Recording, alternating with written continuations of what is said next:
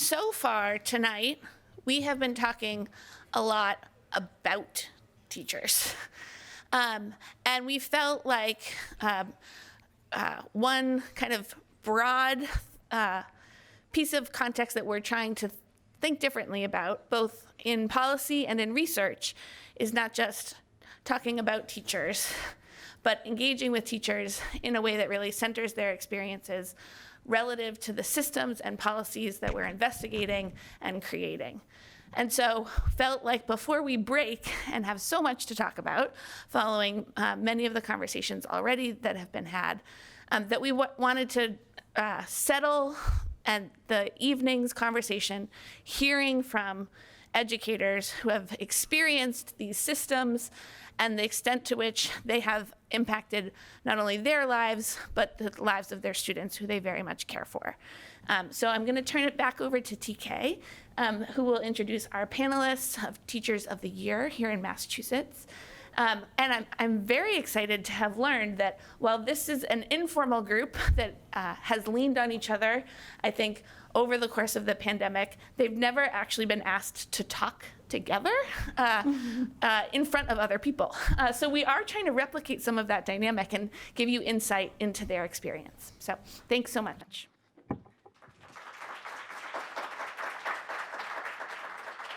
Thanks so much for that, Megan. And as you can see, we are all sitting this way because we wanted the vibe to feel organic and more like a fireside chat. And I will be the moderator, but I'll participate every once in a while as well. But why don't we start off with introductions first. So here's what we're going to do. We're going to start with Marta, who is our reigning 2020 Teacher of the Year, then go to Sydney, 2017 State Teacher of the Year, and also the National Teacher of the Year. And then I'll introduce myself again, and then Jen asked to be introduced last, and so we'll start with her. But why don't we do this? I would like to hear your Teacher of the Year, what you teach, in what district, and how you're feeling right now. All right, so Marta, let's start with you. So I am Marta García. I am the 2022 Massachusetts Teacher of the Year. I teach English as a second language to multilingual students in Salem, Massachusetts. I want to share that I am a rare case because I am not a product of any teacher preparation program in this country, because I came hired by the Salem, the district the district of Salem in Massachusetts, as a visiting teacher many years ago, and then I decided to stay. So I have a unique perspective, I think, of what I have learned throughout this time and how I got here. So thank you for listening. Hi everyone, I'm Sydney Chafee. I teach 9th grade humanities at Codman Academy Charter Public School in Dorchester. I'm also humanities instructional coach there. I was the Massachusetts and National Teacher of the Year back in 2017, which feels like an incredibly long time ago. And today I'm feeling, that's such a loaded question to ask a teacher during a pandemic. I'm feeling sweaty and pretty good, because I feel like I had a breakthrough with a kid today, and I'm excited to be here. And I'm also just feeling full of thoughts, many thoughts, yeah. Hi, 2020 Massachusetts Teacher of the Year. I was an educator in New Bedford, Massachusetts, and I taught high school English and research. I actually left the classroom, and that's also something that I'd love to talk about as well if we have the time, and currently work as the Professional Learning Director of Community Events at Panorama Education. Hi, my name is Jennifer Hedrington. I'm the 2021 Massachusetts Teacher of the Year. I've taught for 17 years in the classroom, and this year I'm assistant principal. How I'm feeling? Honestly, bothered. I sat here, I expected to come here, to do the panel, and I'm feeling discouraged because I'm a very emotional person, okay? I sat there and I felt like everyone was talking about me.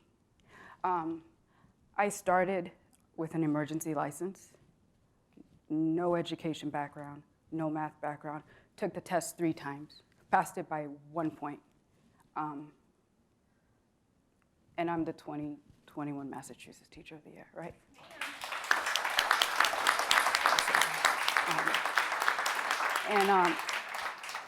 That is to say that a test is not determined, right? In my 18 years, yes, I've taught how to add and Pythagorean theorem and all that, but I've also saved lives. I've changed lives. I've changed generations, right? So I am more than a teacher, I am an educator. So I just want to put that out there.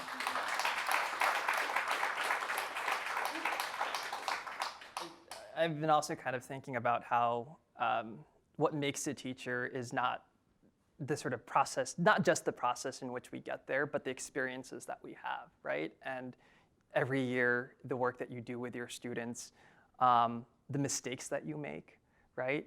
The failures that you have are all informative to the kind of educator that you be and become. And so I'm really glad that you sort of named that. I'd be curious to hear any sort of other general reactions or thoughts that we're sitting on. Sydney, you also said that you're feeling a lot of thoughts. So curious to hear what your thoughts might be. You know, I think that it is a fascinating phenomenon that so often in education we hear a lot about teachers and we don't hear much from teachers, which is why I'm grateful to Megan for setting this up. But you know, to sit and sort of hear a lot of talk about teachers and a lot of, you know, sort of back and forth about, well, you know, is it stress and burnout or is it something else? I just think I have so much to say about what the stress and burnout is, where it's coming from, how we're doing, the fact that it is real. This is a real phenomenon. You know, and I was appreciative of the data and the way that the data were able to show that there has been an increase in turnover, because I've heard a few times, not just here, but elsewhere, you know, well, people say teachers are leaving, but I don't really see anything to back that up. But, you know, being in a school, I know that this is real. I know that this is happening. So, you know, the opportunity to be here and speak some of our stories as an answer to and as an amplification of the data, I just think is really important. Yeah. Marta, what are your thoughts? Well, I've been thinking as I was listening to specifically about the MTEL and how teachers of color have more difficulty passing the test and having to take it more than one time. It's not about the financial hardships that it causes in that group of people. I think it has to do with the lack of cultural responsiveness of the makeup of the test. I think those tests in general, standardized testing, you know, from the ones that we give to the kids to the ones that we teachers take, are done with a very wide lens. And I think that has to change. So it's not that they are intellectually not capable, it's just the tests are not designed with them in mind. I think there's us in mind. There's a lot of ways that what good teaching is defined, right? And I think there is this bias, especially in policy spaces, to slice that as what you get on your test scores and what that programming experience looks like and the implications that has in accountability. But we are examples of educators where maybe that was part of our journey, but in many other ways, and in perhaps more important and ways that we can't quantify, that hasn't been the case. And so I really appreciate that we're kind of sitting with these feelings of what it means to hear and absorb folks talk about us through a purely policy lens, when we know that the work that we do as teachers are so much more emotional and deep, right? And in many ways intangible. Yeah. Well, and I think to add to that, the work that our students are doing so often gets boiled down to what is quantifiable, which ends up being assessment scores and test scores. And those scores are necessary, right? They tell us things, they give us information, but when that becomes the only story that we're hearing about our kids, then it really flattens the learning that's happening and the growth that's happening. I think one thing that happened in my school recently was that our scores were not where they needed to be, right? And that's a reality that we have to grapple with. Because our students deserve to be able to take these tests and to, for lack of a better word, defeat the test so that the test is not a gatekeeper for them, right? Our students deserve to be able to take that test and then pass that test and earn scholarships from that test. And also, our students deserve to have really rich educational experiences that lead them to master those standards and to do authentic work that makes the world a better place. And I think at our school, the conversation inadvertently became the test, the test, the test, the test. And one of the things that has been so stressful about this year has been when the conversation starts in August with the test, the test, the test, the test, and then on top of that, you're dealing with a pandemic. Now the pressure on the kids and the pressure on us and the conversation about what it is to be successful, it's just not, I don't know, it's not a full enough picture, and it's not fair to kids, and it's not fair to teachers, and it's not fair to families.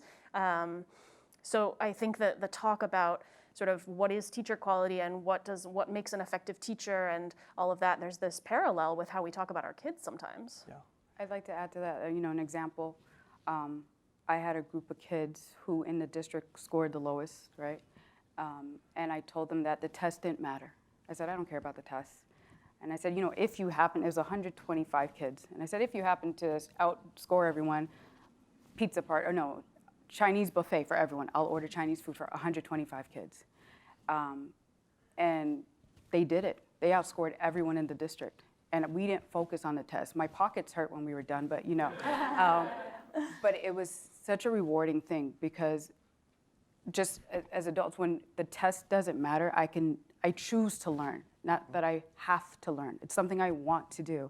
And on top of that, I was able to follow them the next year. So I did 7th grade with them, and I followed them 8th grade, and they did the same thing again, right? So it's a mindset, right? It's about the learning, not the test. Yeah.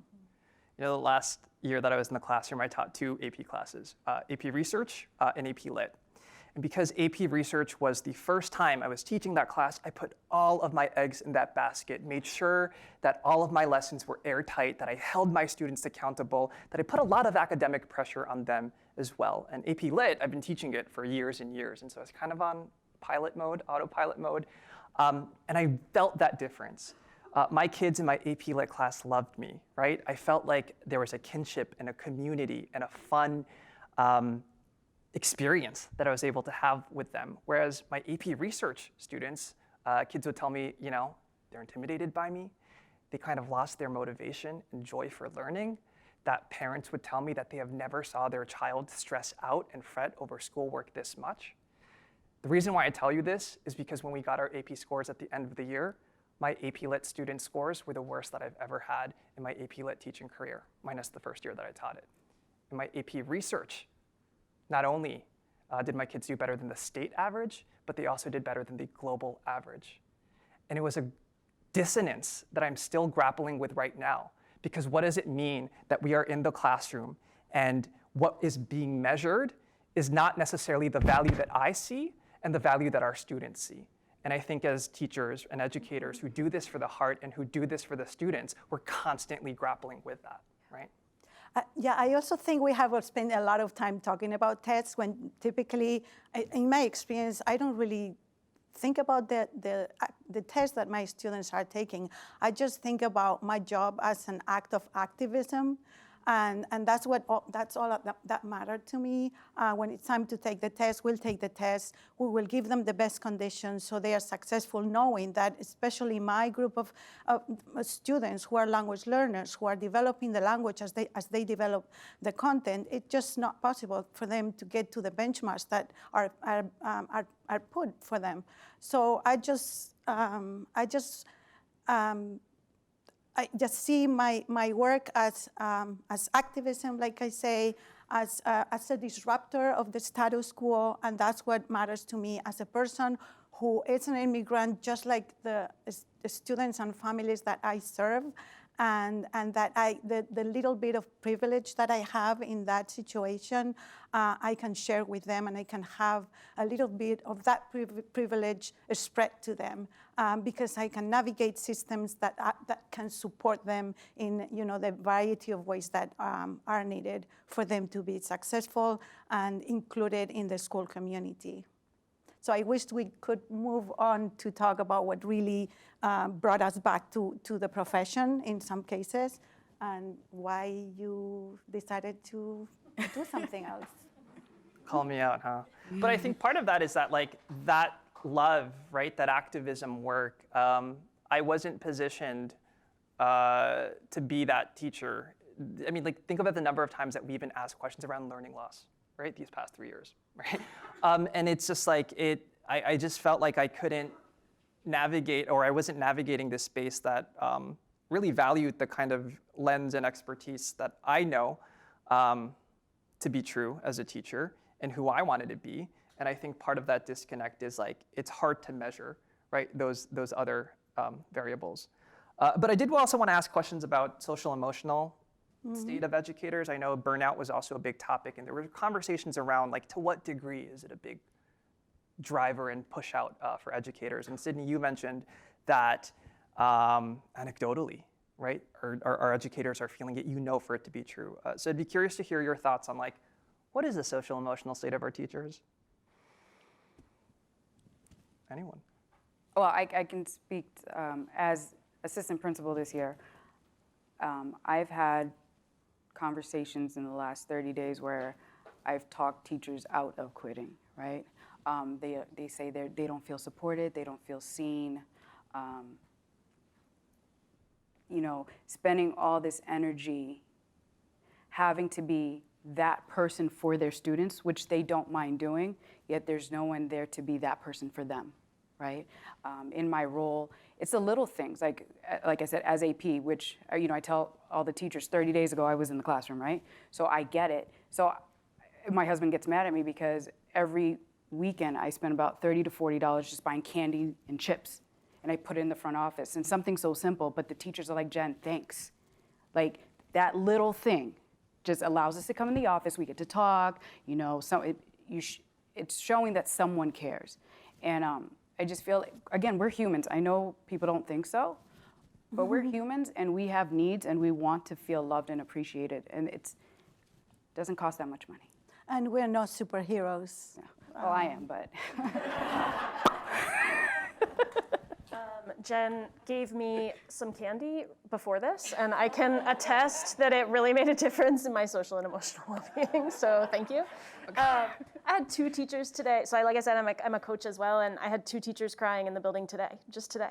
And it wasn't because something really awful had happened, it was because it's just March. I don't know if y'all are familiar with March in a school building, but yeah, I think teachers are really struggling.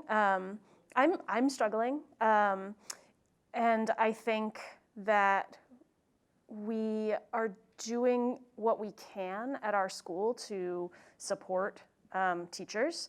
I think that one policy sort of shift this year that's been really useful is just more flexible and generous sick leave policies, and sort of an approach to that that's much more human, where teachers are really encouraged to take time off if we are unwell, and unwell also includes if we need a mental health day.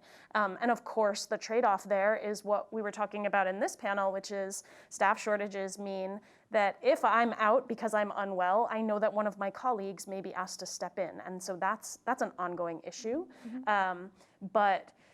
But just sort of a more humane approach to, you should not be here if you don't feel well, because you can't care for kids if you don't feel well. And the other thing I'll say is, I was talking to a colleague, I said, I'm going to speak on this panel, and we're going to talk a little bit about social and emotional supports and what has been helpful this year. And she reminded me that my school made the decision to extend Thanksgiving break to a week this year. And we made a trade-off where we turned some half days later in the year into full days so that we still had the same amount of time with kids, and there was plenty of lead time so families could plan. And when she said that and reminded me of it, she actually said, you know, it was the first time in my career, this is her first year at our school, she came from a really big district out in California. She said, this is the first time in my career where I felt like I was being treated like a human. Mm-hmm. And I just thought that was so striking. But yeah, the concept of time, getting time, has been so incredibly useful. It doesn't have to be structured time. You don't have to throw a PD at me. You can trust that I can use my time, and it's, yeah. I think a lot of policy spaces and a lot of leaders, right, there's this bias towards adding more, right? They're complaining, there's issues, there's a problem here. How can we throw more PD at them? How can we give them more resources? But sometimes we just want less, right? And time, I think, is one of the biggest resources. For me, one thing that made me feel like I was a human and they understood our the whole staff in my school was to hear administration say, you can take a break from teaching in the sense that if you feel that the kids are not engaged, they're not motivated, they're tired, you can stop your curriculum right then and there and do something else. Go out and have an extra recess. Because in many cases, the pressure and the social emotional stress of our job is to cover the content, to move them along in their language development, in their content development, their proficiency in all areas. And that pressure is what keeps us going sometimes when the conditions are not right for the kids to learn or for us to teach. So to have that permission to stop, and if the principal showed up in my room and showed us doing yoga or dancing or going for an extra recess, and that was okay, and that we were not penalized for that, that was also a sign of us being considered as humans. Humans, not only that, and children being considered as humans, not as super machines that have to make up for the learning loss, which we all know is not really their fault if that ever happened. I feel like I'm hearing a theme, right? Like, treat us like people. Let's focus, and this is the last question, and then we'll move into maybe a Q&A. But I'd be curious to hear solutions. Let's be solutions-oriented. What can we do to help teachers and to prevent turnover and attrition from happening? I know, for me, the reason I've stayed, and I'm at least choosing to stay one more year, is because I genuinely have a love for my children, not my students, right? They're my children. So that's why I stay. But I think that many of us, and I'm speaking as a Black woman, right? We need to see ourselves. There's something said, when Obama was president, when Black Panther came out, it was something to see yourself, right? Other than what media has shown us, right? So to be in a classroom where I walk in and as a child, right, the most powerful person in the room looks like me, makes a difference, right? So and as an educator to keep me in, right? So why would I, as a child, right? And if I'd never see anyone who looks like me. I don't enjoy the 8 hours. I have to play this game for the next 13 years. And then you expect me to go into the profession, right? Where I wasn't treated well while I was the student, and now I probably won't be treated well as an employee, and there's no one there to support me. Why then would I stay? And I understand with the presentation numbers, yes, we won't get the teachers of color that number. So my thing is, instead of hiring not instead, but if we cannot hire teachers of color, then hire teachers with a heart of color. That's all. I think one thing that we can do is similar to what I just said, but think about the way that we structure and use time. So there was mention of schools in Japan teaching 4 days, and then the 5th day is for teachers to collaborate. At my school, we've had a schedule forever where Fridays are a half day, and Friday in the afternoon is teacher PD time. And over time, that's shifted to be more teacher-run and more collaborative, where teachers are choosing the professional learning communities they want to be a part of. And maybe one of them is just a book study because teachers don't have time to read. And maybe another one is, learning how to look at data, whatever. There are all sorts of different PLCs that are happening. And then some of that Friday afternoon time is just open for teachers to just get things done, for teachers to drop into each other's classrooms and just talk about what's going on. And that has been incredibly helpful to me as a teacher.